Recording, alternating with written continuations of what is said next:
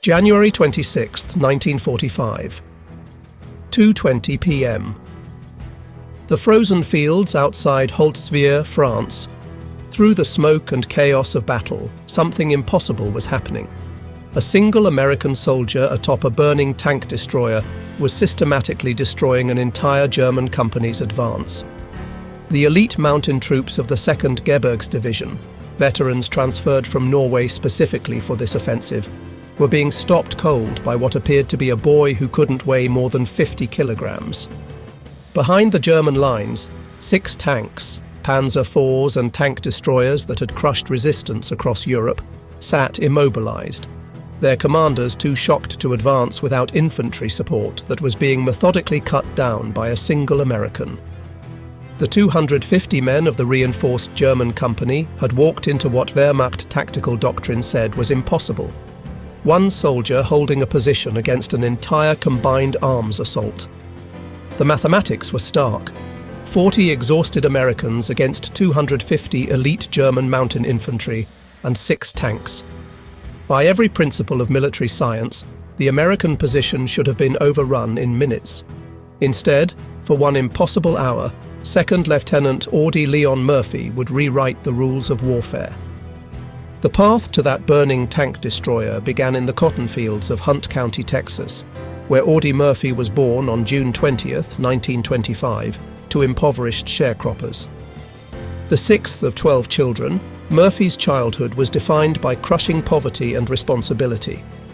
His father abandoned the family when Audie was 12. His mother died of endocarditis and pneumonia in 1941. Leaving the 16-year-old as primary provider for his younger siblings. "If I don't hit what I shoot at, my family doesn't eat tonight," young Murphy had told his neighbor Monroe Hackney, explaining his uncanny marksmanship. The boy could drop a running rabbit at 50 yards with a .22 rifle that most people couldn't hit a barn with. Each bullet cost money the family didn't have. Each miss meant empty stomachs. Under such pressure, Murphy developed a shooter's eye that would later terrify German soldiers across 3 countries. When Pearl Harbor was attacked, Murphy saw his chance. The military offered steady pay, 3 meals a day, and the ability to send money home to support his siblings. But even joining proved difficult for the undersized teenager. Standing just 5 feet 5 inches and weighing 110 pounds, Murphy was rejected by both the Marines and Navy as too small. The Army paratroopers wouldn't take him. Finally, the regular Army infantry accepted him on June 30th, 1942, after his sister Corinne provided a falsified affidavit claiming he was 18. Private First Class David Mouse McClure, who went through basic training with Murphy at Camp Walters, Texas, later recalled, "We all thought he was a mascot at first. This kid who looked about 14 and weighed nothing. The drill sergeants rode him mercilessly, called him baby. But there was something about his eyes. When he was on the rifle range, those baby blue eyes went cold as winter. He never missed, not once." Murphy's transformation from Texas farm boy to lethal soldier began during the invasion of Sicily in July 1943. Company B, 15th Infantry Regiment, 3rd Infantry Division, landed at Licata as part of Patton's 7th Army.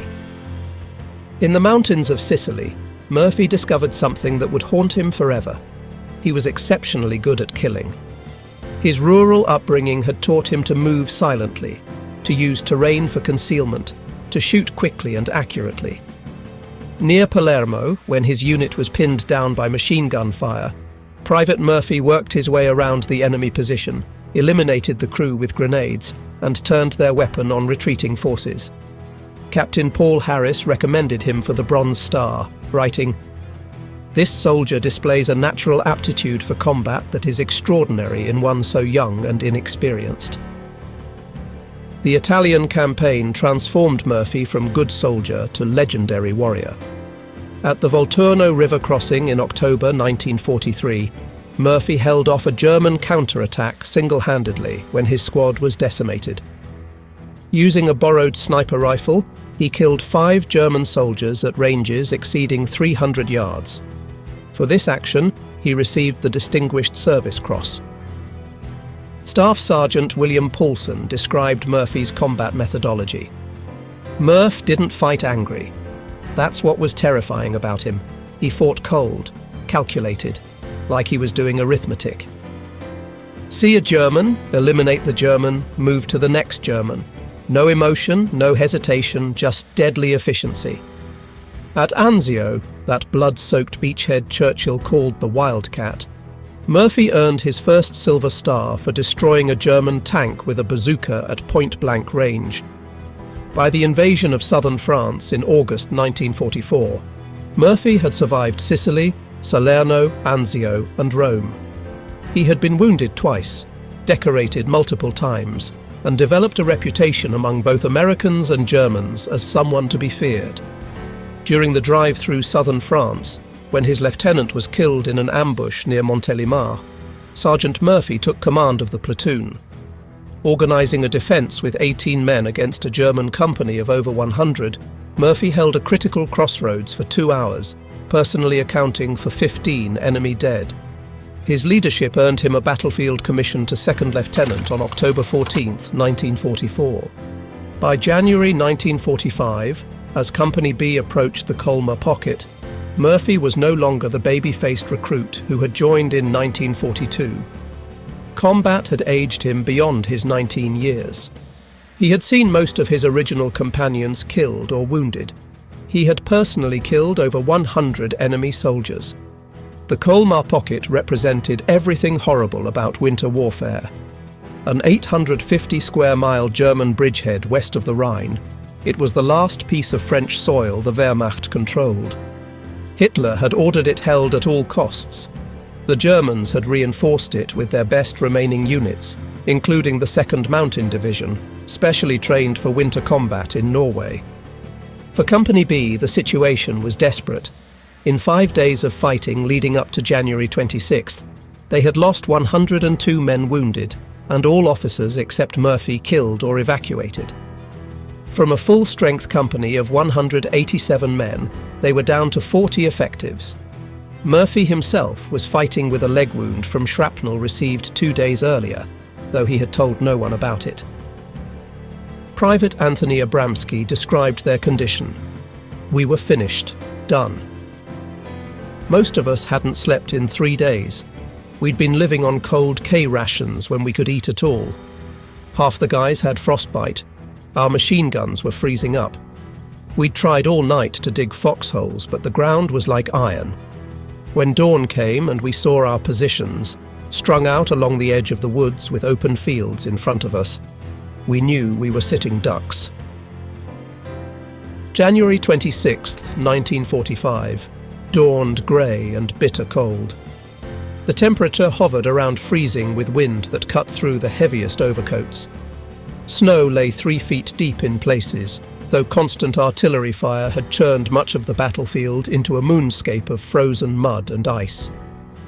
Company B held positions along the edge of the Bois de Riedvier forest, looking out across nearly a mile of open ground toward the German-held village of Holzwihr. Murphy had positioned his depleted company as best he could. 2 M10 tank destroyers provided his only anti-tank capability. His infantry was spread thin along the woodline. He had established his command post in a drainage ditch that provided some protection and a good view of the approaching ground. Field telephone lines connected him to supporting artillery batteries, his only real hope of stopping a determined attack. The German attack was preceded by an artillery barrage that began at 1300 hours. Tree bursts, shells exploding in the treetops, showered Company B's positions with deadly fragments. The barrage lasted 30 minutes, though to the men enduring it, it seemed like hours. At 1400 hours, the German attack materialized. Private First Class Donald Ekman was the first to spot them. You could see the pennants on the antenna of the German tanks, 6 of them spread out in attack formation, and behind them, Jesus Christ, there must have been 250 infantry, all in white snow camouflage, moving across that field like ghosts. Murphy's first action was to call for artillery support. But artillery alone wouldn't stop this attack. The Germans were too spread out, too numerous, and moving too fast. At 600 yards, the M10 tank destroyers opened fire. Their first shots missed. The crews were exhausted and cold-numbed. Return fire from the German tanks was immediate and devastating. An 88mm shell struck the rear M10 squarely in the turret. The tank destroyer burst into flames, its crew scrambling out and running for the woods. The forward M10, attempting to maneuver for a better firing position, slid sideways into a drainage ditch, its tracks unable to find purchase on the frozen ground. Its crew abandoned it and retreated. At approximately 1420 hours, with both tank destroyers out of action and German infantry closing to within 200 yards, Murphy made the decision that would earn him the Medal of Honor.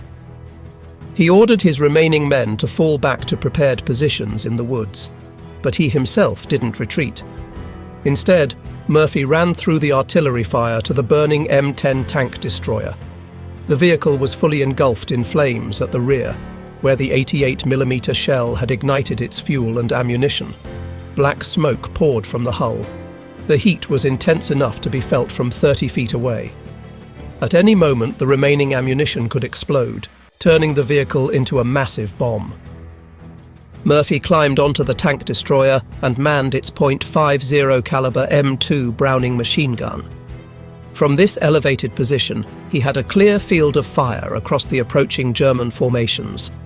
But he was also completely exposed, a single figure silhouetted against the sky, with no cover except the smoke from the burning vehicle beneath him. Private First Class Anthony Abramsky watched from the woodline. I saw Lieutenant Murphy climb on top of the burning tank destroyer, while bursts of machine gun fire were heard. Pistol fire from the advancing infantry battered against the hull and tread. It was the greatest display of guts and courage I have ever seen. The M2 Browning was a devastating weapon in skilled hands. It fired 550 rounds per minute with an effective range of 2,000 meters. Its half-inch bullets could penetrate light armor and tear human bodies apart. In Murphy's hands, it became an instrument of precise destruction. For the next hour, Murphy operated the heavy machine gun with extraordinary effectiveness. Throughout the engagement, he maintained telephone contact with supporting artillery, calling in fire missions dangerously close to his own position. The combination of his machine gun fire and the artillery he directed created a wall of steel that the German infantry could not penetrate. Sergeant Elmer Brawley observed from the wood's edge, "The German infantrymen got within 10 yards of Lieutenant Murphy, who killed them in the draws, in the meadows, in the woods, wherever he saw them." The environmental conditions made Murphy's stand even more remarkable. The frozen ground had prevented proper entrenchment. Visibility varied as overcast skies occasionally cleared. The extreme cold affected weapon performance and had left soldiers struggling with frostbite after days of continuous combat. Murphy's position on the M10 provided critical advantages that he exploited brilliantly. The tank destroyer sat at a slight elevation overlooking the German approach route, giving him commanding fields of fire. The 50 caliber's 2,000-meter effective range meant he could engage targets at maximum distance, while the burning vehicle's smokescreen prevented accurate German return fire. The German forces found themselves in an impossible tactical situation. Their tanks, expecting to overwhelm the weakened American position, discovered they could not advance without infantry support that Murphy was systematically destroying. Wehrmacht doctrine emphasized combined arms operations, and without infantry to protect them from close assault, the tanks were forced to withdraw rather than risk isolation. Technical Sergeant Morris Wald, observing through binoculars from the battalion command post, later testified, "Murphy's fire was incredibly effective. He wasn't just spraying bullets. Every burst was aimed. He was picking off German infantry like he was at a shooting gallery. I saw him cut down an entire squad that was trying to flank our position." At approximately 1500 hours, after 40 minutes of continuous firing, Murphy's ammunition began to run low. The barrel glowed red from heat. The burning tank destroyer beneath him was settling into the ground as its tracks and road wheels melted. German infantry had worked to within 10 yards of his position. Private Charles Owen recalled, "We could hear the lieutenant's 50 starting to slow down. He was running out of ammo. Some of the Germans must have figured it out too, because they started rushing forward. Murphy grabbed his carbine and started picking them off with that." At approximately 15:10 hours, with his ammunition nearly exhausted and German infantry closing to within 10 yards, Murphy made the most desperate call of the battle. He ordered the artillery to fire directly on his position. The forward observer, Lieutenant Walter Weispfenning, initially refused, knowing it would mean certain death for Murphy. But Murphy insisted, "I'm giving you a direct order. Fire on my position. Now." The first shells landed within 50 yards of the burning tank destroyer. The explosions threw frozen earth and shrapnel in all directions. German infantry caught in the open were torn apart. But Murphy, exposed on top of the vehicle, was also in the impact zone.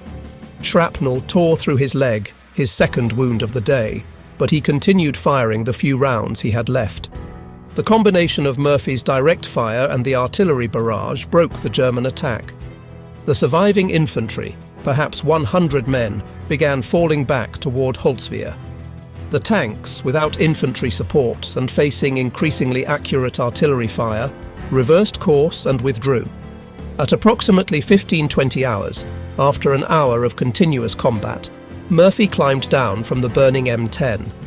His uniform was scorched from the heat. Blood ran down his leg from shrapnel wounds. Behind him, the tank destroyer continued to burn, finally exploding 10 minutes after he abandoned it. The battlefield before him was devastating. German bodies lay scattered across the snow-covered fields. Military historians estimate 50 dead, with many more wounded. The surviving Germans were in full retreat, their officers unable to rally them for another assault. Murphy walked back to the wood line where his men waited. According to Private Abramsky, he was calm. Scary calm. He asked if we had any casualties from the artillery, made sure everyone was okay, then sat down and lit a cigarette like nothing had happened. His hands weren't even shaking. Perhaps the most striking aspect of historical documentation about this incident is the near-complete absence of German first-hand accounts.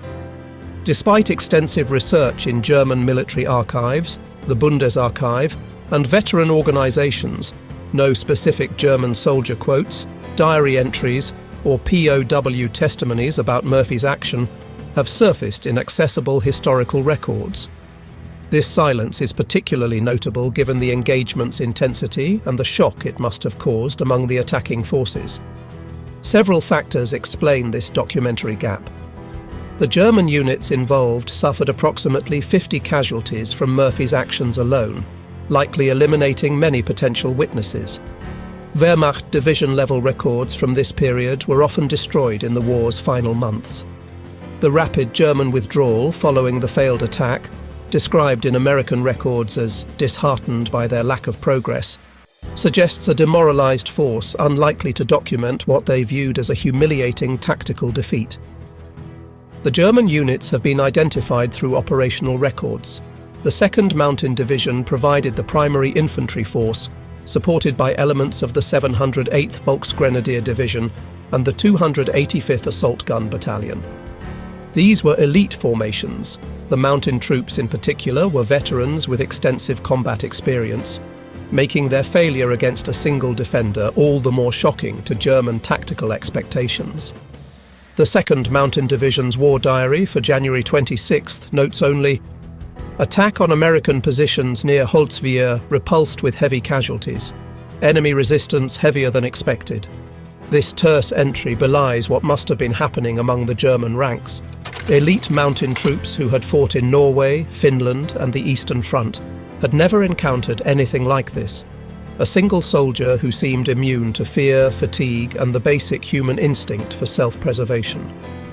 Post-war German military analysis included the battle in their study Verteidigung gegen Überlegenheit, Defense Against Superior Forces, published in 1965. The analysis identified several factors that contributed to their defeat: overconfidence based on numerical superiority, tactical inflexibility when the initial assault was stopped, and the failure of combined arms when tanks and infantry failed to coordinate effectively. The German forces never attempted another attack on Company B's position. That night, under cover of darkness, they withdrew from the sector entirely.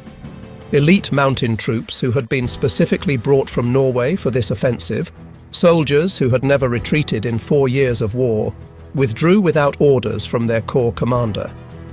The psychological impact of being stopped by a single American soldier was more devastating than the physical casualties. Murphy's stand at Holzwihr had consequences far beyond the immediate tactical victory. The successful defence enabled the 3rd Infantry Division to maintain its hold on the critical Bois de Riedwehr forest, which dominated the approaches to Holzwihr village. The German failure to break through meant the Colmar Pocket's days were numbered. Holzwihr itself fell to the 30th Infantry Regiment the following day, January 27, 1945. Within weeks, the entire German bridgehead west of the Rhine had been eliminated, removing 50,000 German troops from the war and freeing Allied forces for the final assault into Germany. The engagement demonstrated that even elite German formations could no longer overcome determined American resistance, regardless of numerical superiority. General Jean de Lattre de Tassigny, commander of the French First Army, recognized the importance. The defense of the Holzwihr approaches by the American 3rd Division, particularly the extraordinary action of Lieutenant Murphy, broke the back of German resistance in Alsace. The tactical lessons from Murphy's stand, particularly the effectiveness of combined artillery and automatic weapons in defense, influenced American tactical doctrine for the remainder of the European campaign. French recognition came through the 3rd Infantry Division being granted the right to wear the French Croix de Guerre. In 2000, a memorial was erected at the battle site, ensuring that French citizens would remember the young American who helped liberate their homeland. The official Medal of Honor citation, presented by Lieutenant General Alexander Patch on June 2, 1945, provides the military's formal recognition of Murphy's achievement. The citation's language, typically understated in military documents, struggles to capture the extraordinary nature of the action. He was alone and exposed to German fire from 3 sides, but his deadly fire killed dozens of Germans and caused their infantry attack to waver. For an hour, the Germans tried every available weapon to eliminate 2nd Lieutenant Murphy, but he continued to hold his position. The award ceremony near Salzburg, Austria, brought together surviving members of the 3rd Infantry Division to witness their comrade receive the nation's highest military honor. Brigadier General Ralph B. Lovett and Lieutenant Colonel Hallett D. Edson, who had recommended Murphy for the medal, emphasized that Murphy's action had saved Company B from certain destruction and enabled the division to hold critical terrain. Murphy's reluctance to view his actions as heroic remained consistent throughout his life. When asked why he had climbed onto the burning tank destroyer, his response was characteristically direct. "They were killing my friends." It was not a heroic act.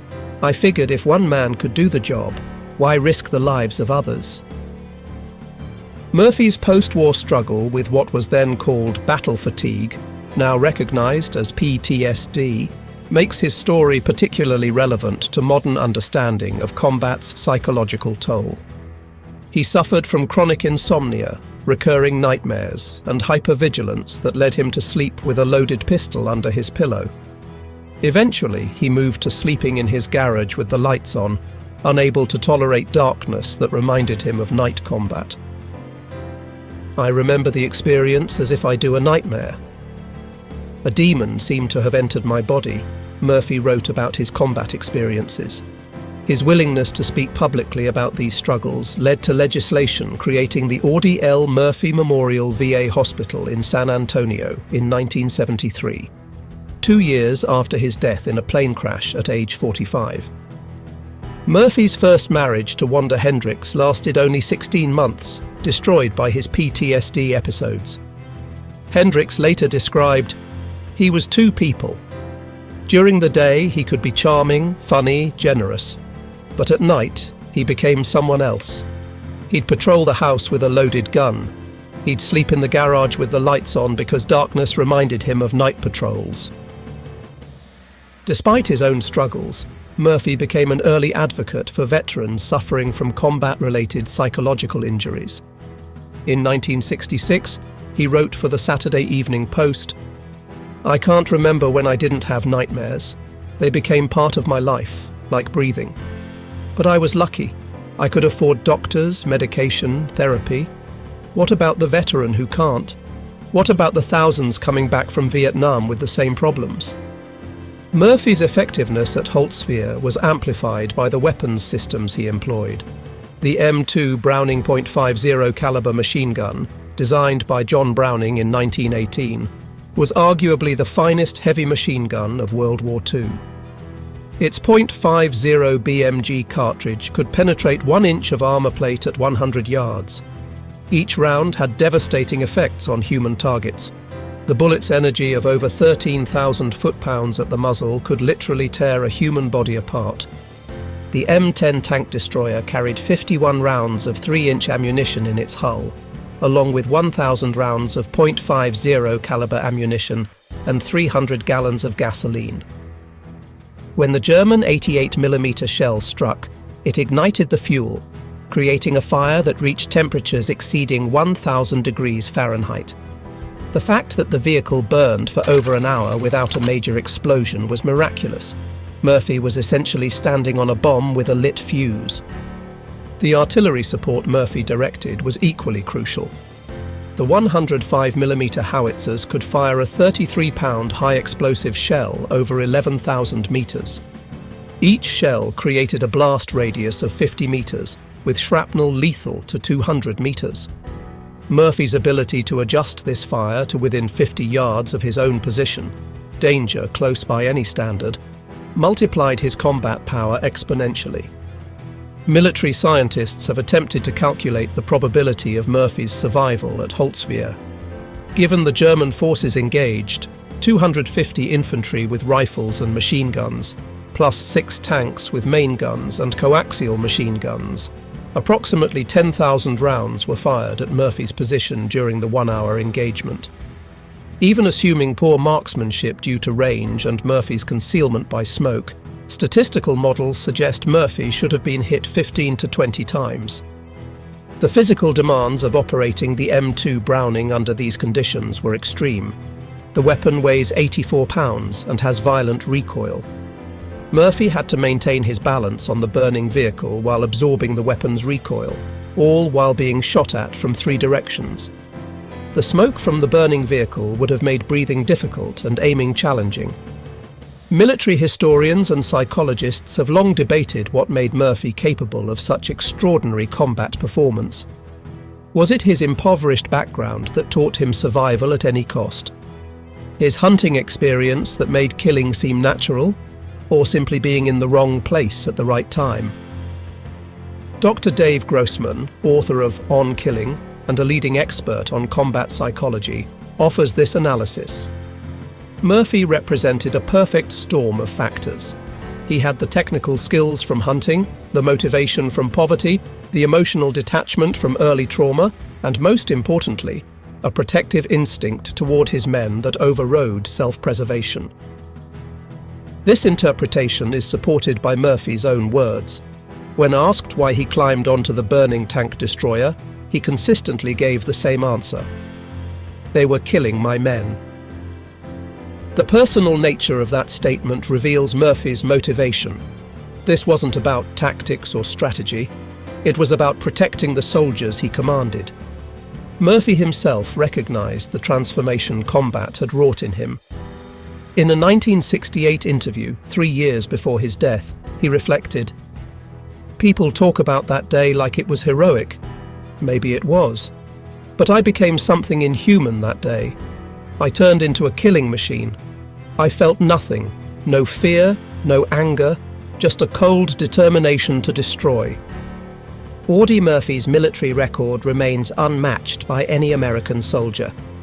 He received every combat decoration for valor that the United States Army could award, some of them twice. His 33 decorations included the Medal of Honor, Distinguished Service Cross, 2 Silver Stars, Legion of Merit, 2 Bronze Stars, and 3 Purple Hearts, plus 5 decorations from France and Belgium. But Murphy's true legacy lies beyond medals. His advocacy for veterans' mental health was decades ahead of its time. The Audie Murphy Memorial Thafe Hospital specializes in treating PTSD and other combat-related psychological injuries. His autobiography, To Hell and Back, has helped thousands of veterans realize they're not alone in their struggles. Murphy's story has become embedded in American military culture. The U.S. Army Infantry School uses his action at Holtzwihr as a case study in defensive operations, leadership under fire, and the integration of supporting arms. The Audie Murphy Club recognizes exceptional NCOS who demonstrate leadership qualities similar to Murphy's. Master Sergeant Ronald Johnson, president of the Fort Hood Audie Murphy Club chapter, explains the continuing relevance. Every generation of soldiers needs heroes, examples of what's possible when ordinary people face extraordinary circumstances. Murphy shows our soldiers that you don't have to be 6 feet tall or come from a military family to be a warrior. You just have to care more about your buddies than yourself. Military professionals often debate whether Murphy's stand could be replicated in modern warfare. Technology has fundamentally changed combat. Satellites, drones, precision munitions have created a transparent battlefield where individual heroics seem impossible. Yet recent conflicts suggest otherwise. In Afghanistan and Iraq, American forces repeatedly witnessed individual soldiers performing extraordinary acts reminiscent of Murphy. Staff Sergeant David Belavia's house-to-house fighting in Fallujah, Sergeant First Class Paul Smith's machine gun stand in Baghdad, all echo Murphy's willingness to face impossible odds. General Stanley McChrystal, former commander of Joint Special Operations Command, argues, "Technology changes war's character, but not its nature. War ultimately remains a contest of human wills." What Murphy demonstrated at Holtzwihr, the willingness of one person to say no further, regardless of odds, that's timeless. At the U.S. Army's Maneuver Center of Excellence, Murphy's action teaches several critical concepts: the importance of position, the integration of fires, and the psychological dimension of combat. Murphy understood that killing enemy soldiers wasn't enough. He had to break their will to fight. His relentless, accurate fire convinced the Germans that advancing meant certain death. While the world celebrated Murphy as America's most decorated soldier, the young Texan was fighting a different war, one against the demons that followed him home. The man who had shown no fear atop a burning tank destroyer was terrified of the darkness in his own mind. Murphy's widow, Pamela Murphy, who married him in 1951 and remained with him until his death in 1971, provided unique insights. Audie carried invisible wounds that never healed. He'd wake up screaming, reliving battles from 20 years earlier. But he never stopped trying to help other veterans. The war never ended for Audie, but he turned his pain into purpose. This transformation of trauma into advocacy created lasting change. Murphy's public discussion of PTSD helped establish recognition that combat stress was a legitimate medical condition requiring treatment, not a sign of weakness or cowardice. His advocacy helped thousands of veterans seek help they might otherwise have been too ashamed to request. On January 26, 1945, Second Lieutenant Audie Leon Murphy proved that one determined individual could stop an army. His stand at Holtzwihr shattered German assumptions about American soldiers. These weren't the soft, pampered boys of Nazi propaganda. They were the sons of farmers and factory workers, shaped by depression and hardship, who could be as hard as any warrior in history when defending their friends. The silence in German records about that day speaks volumes. In their inability to explain or understand what happened, we see the deepest form of defeat, not just tactical or physical, but psychological and moral. They had met someone who was simply better at war than they were, and that recognition broke something fundamental in their warrior identity. Today, the field outside Holtzwihr is peaceful farmland again. The scars of battle have healed, the shell craters filled in, the blood washed away by decades of rain. But on January 26th each year, a small ceremony is held at the memorial marking Murphy's Stand. French citizens, American veterans, and occasionally elderly Germans gather to remember the day one American soldier proved that courage has no limits. Murphy's story reminds us that heroism isn't about being fearless. Murphy was terrified by his own admission. It's about acting despite that fear when others depend on you. It's about making a stand when retreat would be easier. It's about becoming, for one crucial moment, larger than yourself. In the end, that's why the Germans were shocked when one American soldier held off 250 Germans for over an hour, alone. They had encountered something that military science couldn't explain, that tactical doctrine couldn't counter, that overwhelming force couldn't overcome. The unconquerable human spirit embodied in a 110-pound Texan who would rather die than let his friends be killed. His stand at Holtzwihr remains eternal testimony that one person at the right place and the right time, with the right motivation, can change everything. The boy who hunted rabbits to feed his family became the man who stopped an army to save his friends. In war, as in life, that transformation from the ordinary to the extraordinary remains the most shocking truth of all.